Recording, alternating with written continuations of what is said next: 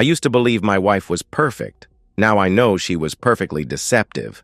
12 years. That's how long Melissa and I had been married when everything fell apart. We met in college, Ohio State, sophomore year economics class. She was brilliant, driven, the kind of woman who could argue fiscal policy over breakfast and still remember to pack Jake's lunch with a handwritten note. We built something beautiful together in our suburban Columbus home. 2 kids, Jake, now 12, and Emma, 10 years old with my stubborn streak but Melissa's quick smile. For years, our rhythm worked perfectly. I handled the day-to-day while Melissa climbed the corporate ladder at Morrison Marketing. When her promotion to senior account director came through 6 months ago, requiring frequent travel, I was genuinely proud. At first, the travel felt manageable. Chicago for a pharmaceutical client, Atlanta for a tech startup, Boston for financial services. Melissa was meticulous about communication, forwarding hotel confirmations, sharing detailed itineraries, calling every night to say goodnight to the kids. But subtle changes began creeping in around month 3. She'd return from trips more distant, going straight to the shower before hugging anyone. Her phone, once casually left on kitchen counters, now lived in her purse. Conversations about work became vague. Just the usual client drama, she'd say, or boring strategy sessions. The name Richard started appearing more frequently. Her boss, she explained. He's really pushing the team to think bigger, she'd mention. Richard wanted this. Richard suggested that. Richard thought the Q4 numbers looked promising. Then came the physical changes. Designer clothes I didn't recognize appeared in her closet. Client meetings, she'd explain when I asked. Need to look the part. Her workout routine intensified. New attention to skincare and makeup. She looked incredible, more vibrant than she'd been in years. The children noticed, too. Emma asked one Tuesday evening, "Why doesn't Mom eat dinner with us anymore?" "She's working really hard right now," I explained, helping Emma with math homework. Jake was less diplomatic. "She used to care about my games. Now she just asks about them later. Like she's checking a box," he complained. I defended Melissa automatically, but privately, the pattern became impossible to ignore. Late-night texting sessions that ended abruptly when I entered the room. Mysterious. Phone calls taken in the garage. Weekend catch-up work that required her to leave the house for hours. The breaking point came on a Thursday evening in early November. Melissa announced another trip, this one to Chicago for a weekend pharmaceutical conference. She provided unusual detail, specific hotel, conference agenda, even planned dinner reservations. The precision felt defensive. "The Marriott downtown," she repeated, showing me the confirmation email. 3 days of presentations on digital marketing strategies for healthcare. Something in her tone triggered my instincts. After 14 years together, including 2 years of dating before marriage, I knew Melissa's tells. The way she touched her wedding ring when lying, the excessive detail that suggested preparation rather than casual planning.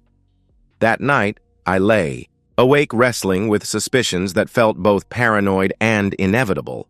In the morning, watching her pack with unusual care, clothes I'd never seen, perfume she saved for special occasions, I made a decision that would change everything. I would surprise her in Chicago. Take the kids, make it a spontaneous family. Weekend on Friday afternoon, after Melissa's flight had departed, I called her assistant to coordinate our surprise visit. "I'm sorry, Mr. Reynolds," Janet said, confusion clear in her voice. "There's no pharmaceutical conference this weekend. Mrs. Reynolds doesn't have any company travel scheduled until next month." The line went quiet except for the sound of my world cracking apart. The drive to Chicago should have taken 4 hours. With Jake and Emma chattering excitedly about surprising Mom, it felt like the longest journey of my life. "Do you think she'll cry when she sees us?" Emma asked, bouncing in her seat. "Happy tears, I mean.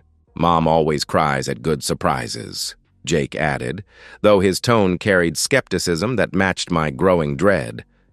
I gripped the steering wheel tighter, forcing enthusiasm into my voice. "She'll be so surprised she won't know what to say," I replied to them. The irony wasn't lost on me. My phone GPS guided us through Chicago's downtown maze while my mind raced through possibilities. Maybe Melissa had gotten conference details wrong. Maybe I was about to humiliate myself based on paranoid delusions. But Janet's confusion had been genuine. No pharmaceutical conference, no company travel scheduled. The Marriott downtown loomed. Ahead, its glass facade reflecting the late afternoon sun.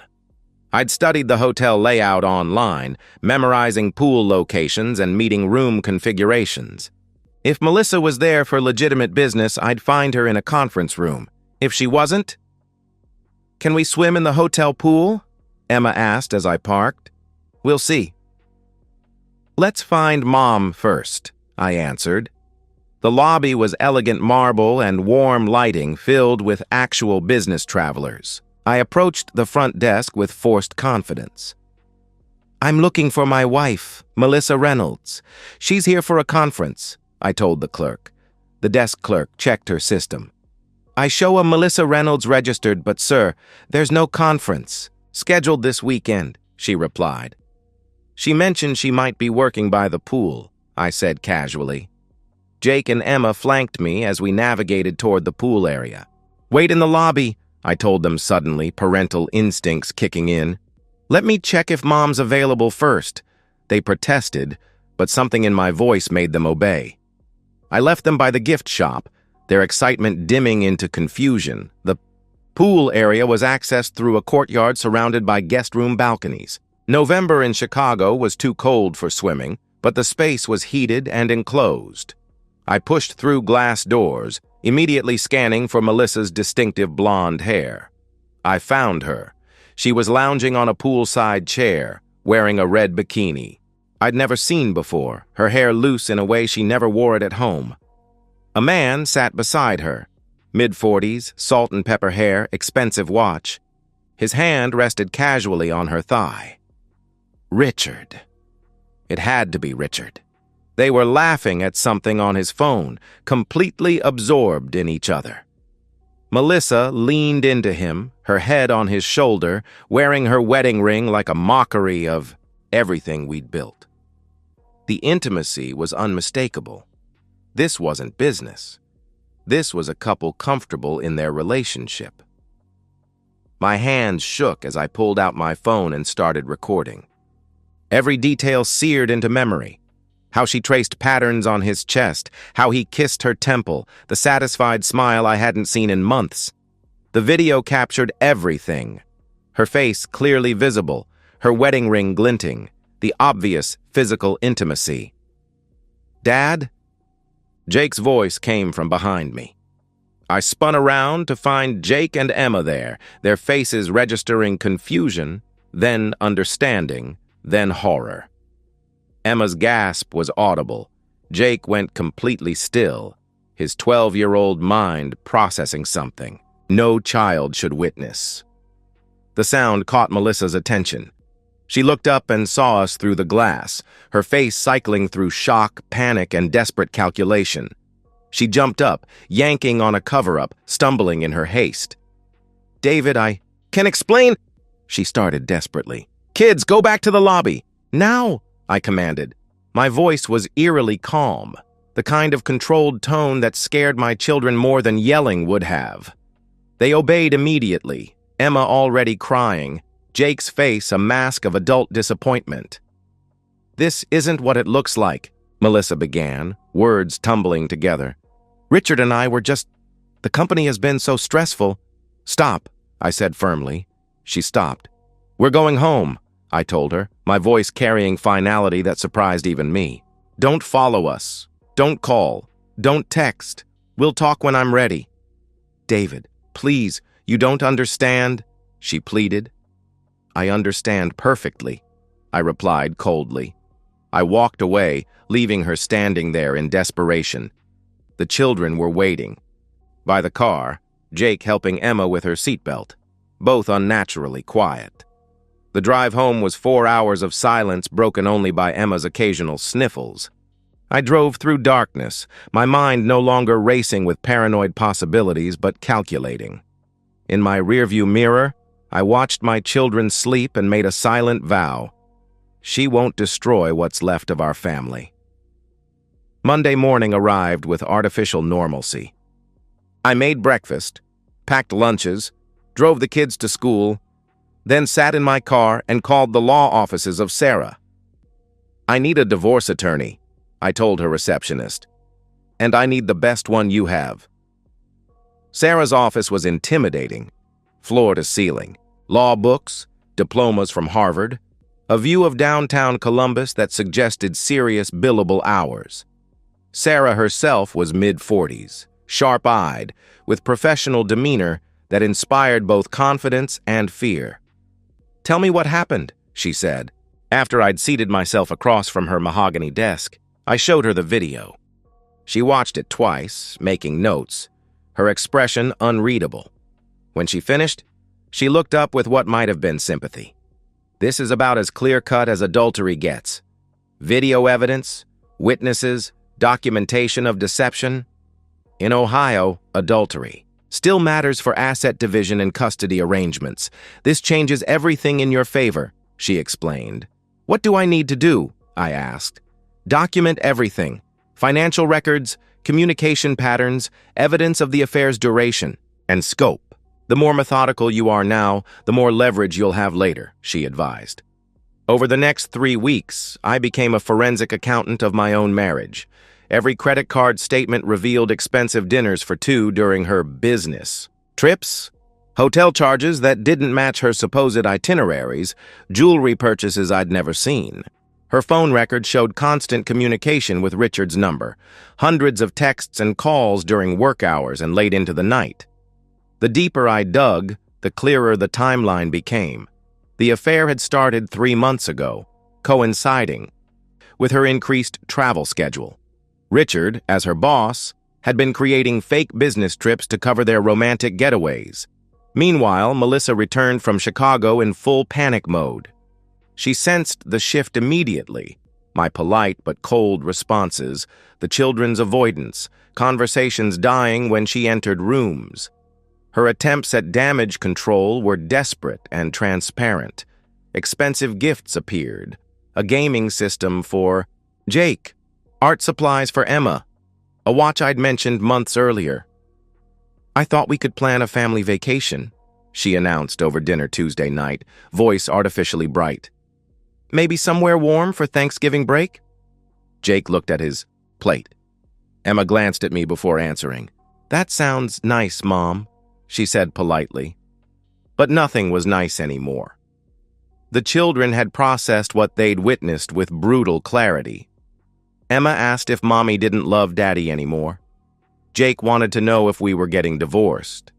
I answered, "Honestly, sometimes adults make choices that hurt families, but I would always protect them." Melissa's panic intensified when she realized I wasn't confronting her directly. She'd prepared for angry accusations, dramatic fights. My silence was more unsettling than rage. "Are you upset about something?" she asked one evening, her voice tentative. "Should I be?" I replied neutrally. "You've been distant lately," she observed nervously. "I've been thinking about trust, about how well we really know the people closest to us," I answered thoughtfully. Her face went pale, but she didn't confess. I maintained routine while documenting every lie that came out of Melissa's mouth. I started carrying a digital recorder, capturing conversations where she fabricated work stories. The security cameras were Sarah's suggestion. I installed them while Melissa was at work, small devices that looked like smoke detectors. The cameras captured everything. Melissa pacing our kitchen during long phone calls, frustrated conversations with Richard about handling David, and keeping the situation under control. Most damning was her attempt to delete phone records from our shared computer, unaware. I'd already copied everything. The real breakthrough came on a Thursday evening. Melissa stepped onto our back deck for a call, not realizing the security system had external coverage. I don't know what he knows, I heard her say anxiously. He's acting strange, but he hasn't said anything direct. Richard's voice was faint but audible. If he had proof, he would have confronted you by now, he replied. I can't keep lying to the kids.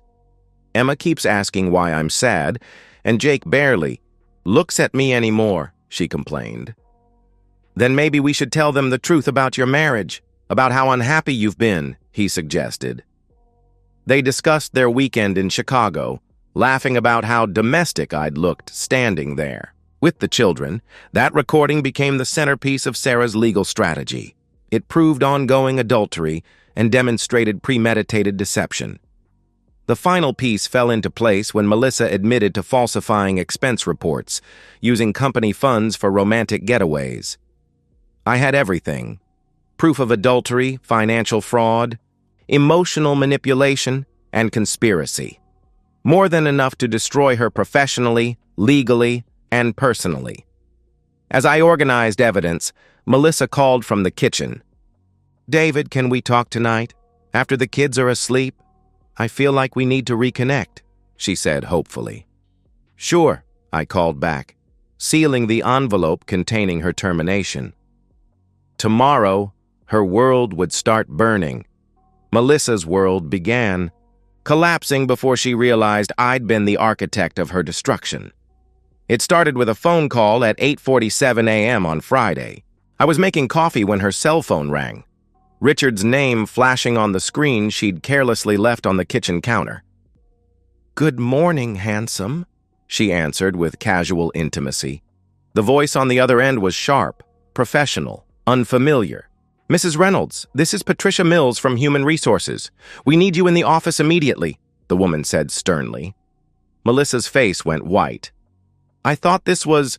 Why is HR calling from Richard's phone? She asked, confused. Mr. Garrett is no longer with the company. Please report to my office within the hour, Patricia replied curtly. I sipped my coffee, maintaining perfect composure. Everything okay? I asked with feigned concern. Richard's been fired. They want to see me, she said, panic creeping into her voice. That's strange. Any idea why? I responded innocently. She searched my face for signs of knowledge. I gave her nothing, just mild concern, while Melissa rushed to her termination meeting, Phase 2 activated. Richard's wife Carol received a detailed email containing the pool video, financial records, and audio recordings. I'd researched Carol. Garrett, a pediatric nurse, married 24 years, 2 daughters in college. She deserved to know. By noon, Melissa was home, fired for ethics violations and misuse of company funds. Richard had been terminated immediately, his 20-year career destroyed. She found me in our kitchen, organizing school permission slips with methodical calm. You did this, she said, her voice deadly quiet. I documented your choices. There's a difference, I replied calmly. You recorded me. You've been spying on me, she accused. I've been protecting our family, I stated matter-of-factly. The confrontation I'd prepared for finally arrived. Melissa's shock transformed into rage, then desperate manipulation. Richard meant nothing, she began, her voice taking on a pleading tone. It was just stress relief, the pressure at work, feeling unappreciated at home. Stop, I commanded. You abandoned this marriage years ago, David. You stopped seeing me as a woman. I was lonely, she continued desperately. The kids saw you with him, Melissa. They saw their mother betray their father. Do you understand what you've done to them? I interrupted, my voice hard. Genuine remorse flickered across her face. But it was too late. I pulled out divorce papers, sliding them across our kitchen table. Full custody to me. You get supervised visitation. Asset division heavily favors the non-adulterous spouse. The house, cars, retirement accounts, most stays with the children and me. She read quickly, her face cycling through disbelief and panic. You can't do this. I'm their mother, she protested. You were their mother. Now you're the woman who chose an affair over their stability, I replied coldly. "I'll fight this," she threatened. "Melissa, I have 3 months of evidence. Financial fraud, emotional manipulation, conspiracy. But more than that, I have Jake and Emma's statements to the court-appointed advocate," I informed her. Her face went ashen. "You involved the children?" she asked in horror. "They chose to write letters to the judge about how your deception affected them. Jake wrote that he used to trust you completely, but now questions every word you say. Emma wrote that she's afraid to love people because they might lie like Mommy did," I explained mercilessly. Each word landed like a physical blow. Melissa sobbed into her hands. "Richard's wife filed for divorce yesterday. Your affair cost him his marriage, career, and financial future." I showed her a printed email.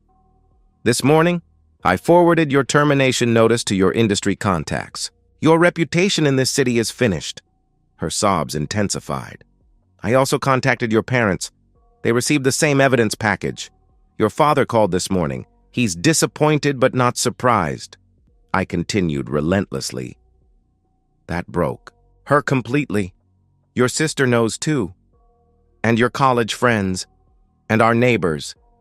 Everyone who matters in your life now knows exactly what you chose over your family," I added. "You've destroyed me," she whispered through her tears. "No, Melissa, you destroyed yourself. I just made sure everyone could see the wreckage clearly," I corrected her. Her final desperate gambit was predictable. "I'll kill myself if you take everything from me," she threatened weakly. "No, you won't. You're too narcissistic for genuine self-harm. But if you're serious, I can have you involuntarily committed. That would make the custody case even more clear-cut," I responded dismissively. "The children are at school," I said, checking my watch. "You have 3 hours to pack and leave. I've rented you an apartment across town. First month paid. After that, you're on your own."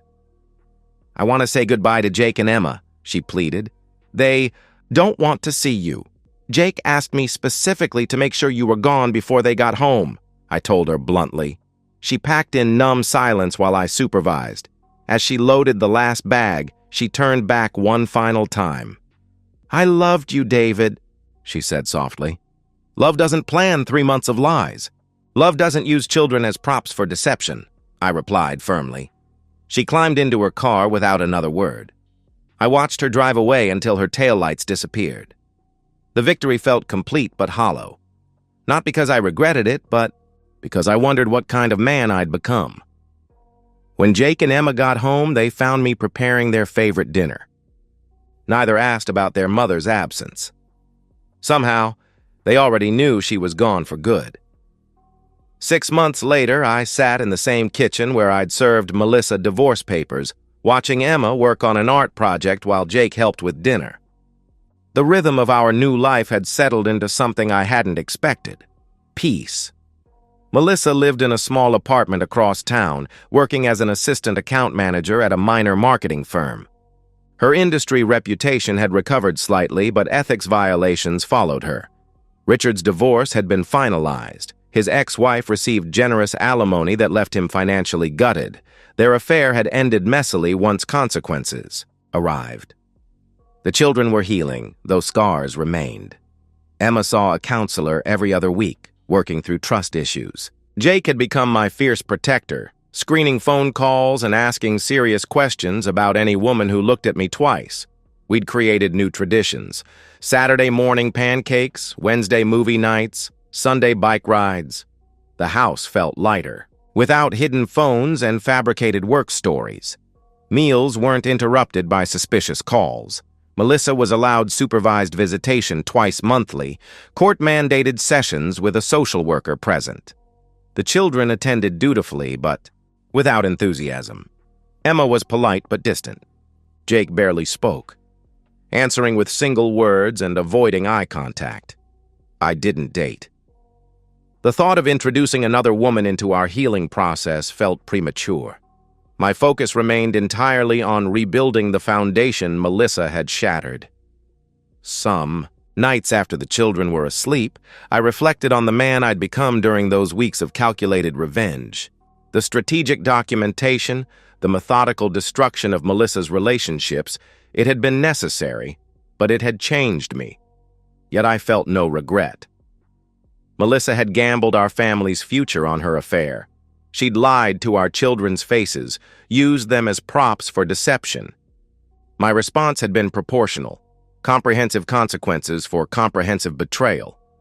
Tonight, as Emma finished her art project, a drawing of our family that included only the three of us, I felt something I hadn't experienced since Chicago: contentment. Jake looked up from the salad he was preparing. "Dad, are you okay? You look sad," he asked with concern. "Not sad, just thinking about us. About how strong we've become," I answered honestly. He nodded with the wisdom of a child forced to mature too quickly. "We're better without her, aren't we?" he asked quietly. "We're exactly who we need to be," I replied. Later that evening, I stood in our backyard looking up at barely visible stars.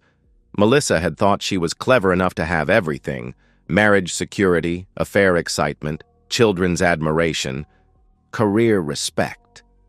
Instead, she'd lost what mattered most. Her betrayal hadn't just ended our marriage. It had revealed who she truly was. My response hadn't been about punishment alone. It had been about protection.